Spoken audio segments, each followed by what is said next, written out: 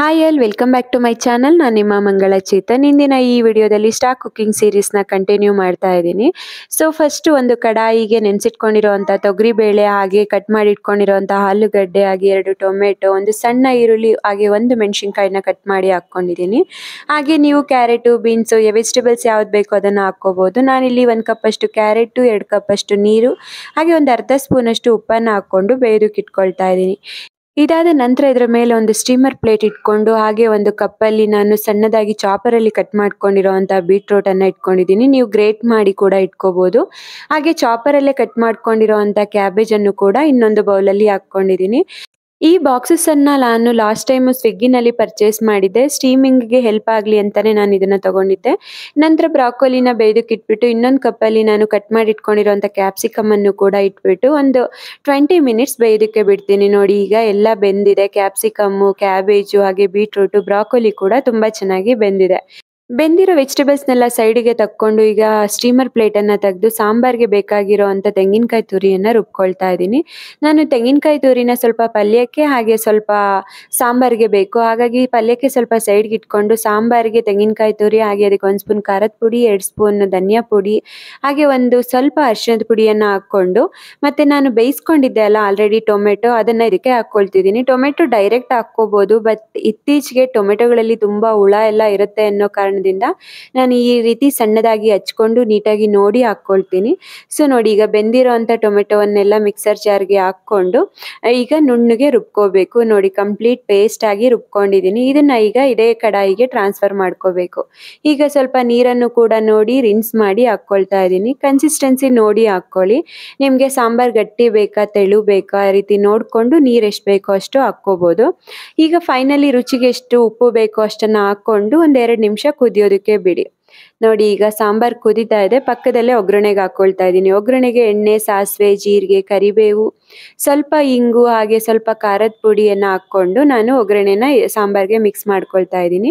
ಹಾಗೆ ಬೆಳ್ಳುಳ್ಳಿಯನ್ನು ಕೂಡ ಹಾಕ್ಕೊಳ್ಳಿ, ಸಾಂಬಾರು ಒಳ್ಳೆ ಟೇಸ್ಟ್ ಕೊಡುತ್ತೆ. ಎಲ್ಲವನ್ನು ಮಿಕ್ಸ್ ಮಾಡಿಬಿಟ್ಟು ನಾವು ಸಾಂಬಾರಿಗೆ ಹಾಕಿ ಒಂದೊಳ್ಳೆ ಮಿಕ್ಸ್ ಕೊಟ್ಟರೆ ಆಯಿತು, ಸಾಂಬಾರು ರೆಡಿ. ಫೈನಲ್ ಆಗಿ ಸ್ವಲ್ಪ ಕೊತ್ತಂಬರಿ ಸೊಪ್ಪನ್ನು ಹಾಕಿ ಗಾರ್ನಿಷ್ ಮಾಡಿದ್ರೆ ಒಳ್ಳೆ ಫ್ಲೇವರ್ ಬರುತ್ತೆ. ಸಾಂಬಾರು ಕೂಡ ಇನ್ಸ್ಟೆಂಟಾಗಿ ರೆಡಿ ಮಾಡುತ್ತೆ. ನಮಗೆ ಕುಕ್ಕರೇ ಬೇಕು ಸಾಂಬಾರು ಮಾಡೋದಕ್ಕೆ, ವೆಜಿಟೇಬಲ್ಸ್ ಬೇಯೋದಕ್ಕೆ ಅಂತ ಏನಿಲ್ಲ. ನೋಡಿ, ಕಂಪ್ಲೀಟ್ ವೆಜಿಟೇಬಲ್ಸ್ ಎಲ್ಲ ಚೆನ್ನಾಗಿ ಬೆಂದಿದೆ. ಸೊ ಈಗ ಸಾಂಬಾರು ರೆಡಿ ಆಗಿದೆ. ಇದನ್ನು ಸೈಡ್ಗೆ ಇಟ್ಕೊಂಡು ನಾವು ಬೇಯಿಸ್ಕೊಂಡಿದ್ದಂಥ ವೆಜಿಟೇಬಲ್ಸ್ ಪಲ್ಯಗಳನ್ನು ಮಾಡ್ಕೊಳ್ಳೋಣ. ಸೊ ಒಂದು ಬಾಣಲಿಗೆ ಸ್ವಲ್ಪ ಎಣ್ಣೆ, ಹಾಗೆ ಸ್ವಲ್ಪ ಸಾಸಿವೆ, ಹಾಗೆ ಜೀರಿಗೆಯನ್ನು ಹಾಕ್ಕೊಂಡು ಇದಕ್ಕೆ ಸ್ವಲ್ಪ ಕರಿಬೇವು ಸೊಪ್ಪನ್ನು ಹಾಕ್ಕೊಳ್ತಾ ಇದ್ದೀನಿ. ಹಾಗೆ ಒಂದು ಸಣ್ಣ ಈರುಳ್ಳಿಯನ್ನು ಕಟ್ ಮಾಡಿ ಹಾಕ್ಕೊಂಡು ಒಂದು 2 ರಿಂದ 3 ನಿಮಿಷ ಬಾಡಿಸ್ಕೋಬೇಕು.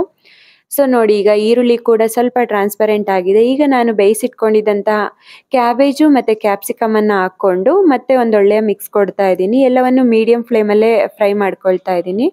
ಏಕೆಂದರೆ ಆಲ್ರೆಡಿ ಕ್ಯಾಬೇಜು ಮತ್ತು ಕ್ಯಾಪ್ಸಿಕಮ್ 2 ಸ್ಟೀಮಲ್ಲಿ ಬೆಂದಿದೆ, ಒಳ್ಳೆ ಟೇಸ್ಟ್ ಕೊಡುತ್ತೆ. ಸೊ ಫೈನಲ್ ಆಗಿ ಒಂದು 1/4 ಸ್ಪೂನಷ್ಟು ಖಾರದ ಪುಡಿ, ಅರ್ಧ ಸ್ಪೂನ್ ಧನಿಯಾ ಪುಡಿ, ಮತ್ತು ಒಂದು ಸ್ವಲ್ಪ ಅರಿಶಿಣದ ಪುಡಿ, ರುಚಿಗೆ ತಕ್ಕಷ್ಟು ಉಪ್ಪನ್ನು ಹಾಕ್ಕೊಂಡು ಒಂದೊಳ್ಳೆ ಮಿಕ್ಸ್ ಕೊಟ್ಟರೆ ಕ್ಯಾಬೇಜ್ ಕ್ಯಾಪ್ಸಿಕಮ್ ಪಲ್ಯ ರೆಡಿ ಆಗುತ್ತೆ. ತುಂಬ ಹೆಲ್ತಿ ಕೂಡ, ತುಂಬ ಚೆನ್ನಾಗಿರುತ್ತೆ. ಸ್ಪೆಷಲಿ ಜಿಮ್ ಹೋಗೋರು ರೆಗ್ಯುಲರ್ ಆಗಿ ಈ ವೆಜಿಟೇಬಲ್ಸ್ನ ಕನ್ಸ್ಯೂಮ್ ಮಾಡಬೇಕು. ಹಾಗಾಗಿ ನಾನು ಆದಷ್ಟು ಈ ರೀತಿಯ ವೆಜಿಟೇಬಲ್ಸ್ಗಳನ್ನು ಡೈಲಿ 1 ಅಥವಾ 2 ವೆಜಿಟೇಬಲ್ಸ್ ರೆಗ್ಯುಲರ್ ಆಗಿರುತ್ತೆ. ಸೊ ಫೈನಲ್ ಆಗಿ ಕಟ್ ಮಾಡಿ ಇಟ್ಕೊಂಡಿರೋ ಅಂಥ ಕೊತ್ತಂಬರಿ ಸೊಪ್ಪನ್ನು ಹಾಕಿ ಒಂದೊಳ್ಳೆ ಮಿಕ್ಸ್ ಕೊಟ್ಟರೆ ಪಲ್ಯ ರೆಡಿ ಆಗುತ್ತೆ. ಸೊ ಚಪಾತಿಗೆ ಪಲ್ಯ ಕೂಡ ರೆಡಿ ಆಯಿತು.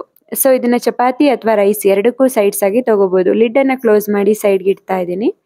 ನೆಕ್ಸ್ಟ್ ನಾನು ಬೇಯಿಸಿಟ್ಕೊಂಡಿದ್ದಂಥ ಬೀಟ್ರೂಟ್ ಕೂಡ ಇದೆಯಲ್ಲ, ಅದಕ್ಕೂ ಸ್ವಲ್ಪ ಪಲ್ಯ ಮಾಡ್ಕೊಳ್ಳೋದಕ್ಕೆ ಒಂದು ಬಾಣಲಿಗೆ ಸ್ವಲ್ಪ ಎಣ್ಣೆ, ಜೀರಿಗೆ, ಹಾಗೆ ಸ್ವಲ್ಪ ಕರಿಬೇವು ಮತ್ತು ಬೇಯಿಸಿಟ್ಕೊಂಡಿರೋವಂಥ ಬೀಟ್ರೂಟನ್ನು ಹಾಕ್ಕೊಂಡು ಒಂದೊಳ್ಳೆ ಮಿಕ್ಸ್ ಕೊಡ್ತಾ ಇದ್ದೀನಿ.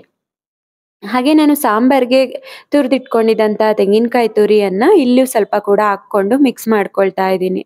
ಸೊ ನೀವು ತೆಂಗಿನಕಾಯಿ ತುರಿ ಎಷ್ಟು ಹಾಕಿದ್ರೂ ಚೆನ್ನಾಗಿರುತ್ತೆ. ಮಕ್ಕಳು ಇಷ್ಟಪಡ್ತಾರೆ ಅಂದ್ಬಿಟ್ಟು ನಾನು ಸ್ವಲ್ಪ ತೆಂಗಿನಕಾಯಿ ತುರಿಯನ್ನು ಸ್ವಲ್ಪ ಜಾಸ್ತಿನೇ ಹಾಕ್ಕೊಳ್ತೀನಿ. ಸೊ ಇದಕ್ಕೆ ಸ್ವಲ್ಪ ರುಚಿಗೆ ತಕ್ಕಷ್ಟು ಉಪ್ಪು, 1/4 ಸ್ಪೂನ್ ಖಾರದ ಪುಡಿ, ಅರ್ಧ ಸ್ಪೂನ್ ಧನಿಯದ ಪುಡಿ, ಸ್ವಲ್ಪ ಅರಿಶಿನ ಪುಡಿಯನ್ನು ಹಾಕ್ಕೊಂಡು ಮತ್ತೆ ಒಂದೊಳ್ಳೆ ಮಿಕ್ಸ್ ಕೊಡಿ. ತೆಂಗಿನಕಾಯಿ ಹಾಗೆ ಬೀಟ್ರೂಟ್ ಎಲ್ಲ ಚೆನ್ನಾಗಿ ಮಿಕ್ಸ್ ಆಗೋದ್ರಿಂದ ಒಳ್ಳೆ ಟೇಸ್ಟ್ ಕೊಡುತ್ತೆ.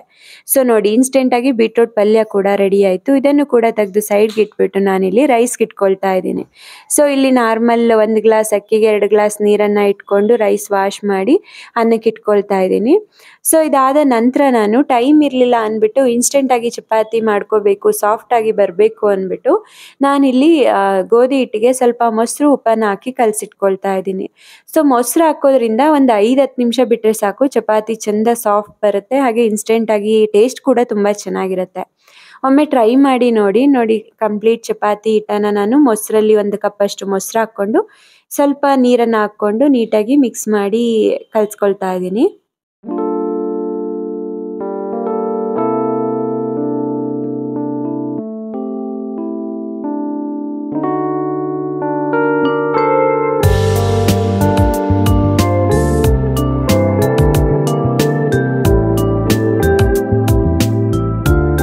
ನೋಡಿ ಚಪಾತಿ ಹಿಟ್ಟನ್ನು ಚೆನ್ನಾಗಿ ಕಲಸಿ ನಾದ್ಬಿಟ್ಟು ಒಂದು 5-10 ನಿಮಿಷ ಬಿಟ್ಟಿದ್ದೆ ಅಷ್ಟೇ. ಸೊ ನೋಡಿ ಚಪಾತಿ ತುಂಬ ಚೆನ್ನಾಗಿ ಸಾಫ್ಟಾಗಿ ಬರುತ್ತೆ. ಮತ್ತು ಯೂಶಲಿ ನಾನು ಚಪಾತಿ ಈ ರೀತಿಯೇ ಶೇಪ್ ಬರಬೇಕು ಆ ರೀತಿ ಎಲ್ಲ ನಾನೇನು ಮಾಡಲ್ಲ. ಚಪಾತಿ ಅಡುಗೆ ಆಯಿತಾ, ಮಕ್ಳಿಗೆ ಇಷ್ಟ ಆಯಿತಾ, ನಮ್ಗೆ ಇಷ್ಟ ಆಯಿತಾ, ಅದೇ ರೀತಿ ನಾನು ಇದು ನೋಡೋದು. ಲೈಕ್ ನನ್ನ ಫುಡ್ಡಲ್ಲಿ ಪರ್ಫೆಕ್ಟಾಗಿರಬೇಕು ಅಂತ ಇಲ್ಲ, ಬ್ಯಾಲೆನ್ಸ್ಡ್ ಮೀಲನ್ನು ನಾನು ಮಾಡ್ಕೊಳ್ತೀನಿ. So usually wood pressed coconut ಆಯಿಲನ್ನು ಯೂಸ್ ಮಾಡ್ಕೊಳ್ತೀನಿ.